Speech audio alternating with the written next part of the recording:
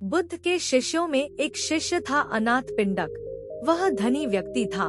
उसका यह नाम इसलिए पड़ गया था कि वह रोज सुबह सुबह अपने घर के बाहर अच्छा अच्छा भोजन बनाकर बैठ जाता था। उसके पास जो आता था उसे वह खिलाता था। वह अनाथों के पिंड को भरता था, अर्थात सबका पेट भरता था। इसलिए उसका नाम अनाथ पिंडक पड़ गया। वह अपने काम और नाम से प्रसिद्ध हो गया था। उसका यश दूर दूर तक फैल गया था। बुद्ध ने भी उसकी ख्याति सुन रखी थी। बुद्ध उन दिनों अपने हजारों सन्यासी भिक्षुओं के साथ वैशाली नगर में उपदेश दे रहे थे और लोगों को असीम शांति प्रदान कर रहे थे। अनाथ पिंडक को मालूम पड़ा कि मेरे नगर के पास ही बुद्ध अपने अनेक शिष्यों के साथ आए हुए हैं। वह उनके दर्शन करने गया।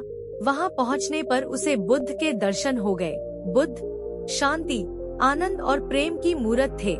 चेहरे पर मंद मंद मुस्कुराहट थी। उनके वस्त्र पीत रंग के थे और सिर पर जटाएं थी। वे बहुत ही मीठा और नम्रता पूर्वक बोल रहे थे। उनको सैकड़ों लोग बिल्कुल शांत होकर सुन रहे थे। बुद्ध की शांति और आनंद उनके हृदय में उतर रहा था। सत्संग समाप्त हुआ। अनाथ पिंडक करीब आया, बुद्ध के चरणों में नमस्कार किया और कहा, मैं अनाथ पिंडक हूँ, कहो कैसे आए? मैं चाहता हूँ कि आप मेरे नगर में पधारें। वहाँ के लोग आपके धर्म उपदेश को सुनकर लाभान्वित हों और उनका जीवन आनंद से भर जाए। बुद्ध ने कहा, ठीक है, मैं आऊँगा, तुम व्यवस्था बना लेना। अनाथ पिंडक बहुत प्रसन्न हुआ।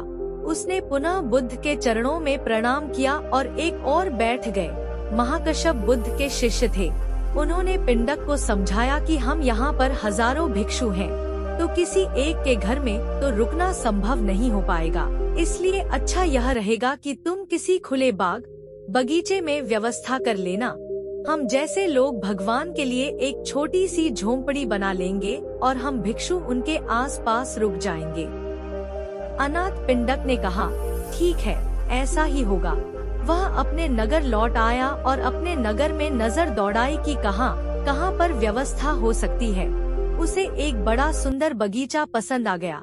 वह उस बगीचे के मालिक के पास गया।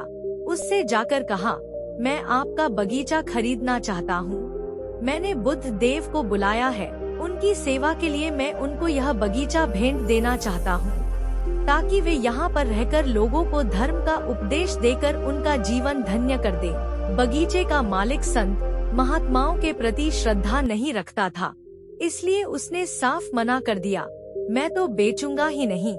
बहुत मनाने पर कहा, चलो ठीक है, यह बगीचा तुमको देता हूँ, पर इस बगीचे की कीमत एक साथ लूंगा। इस बगीचे की खरीदारी यूँ होगी कि तुम जितनी जमीन पर सोने के सिक्के बिछा लोगे, मैं उतनी जमीन तुम्हें दे दूंगा। अनाथ पिंडक के तो प्रसन्नता के मारे आंसू निकल आए।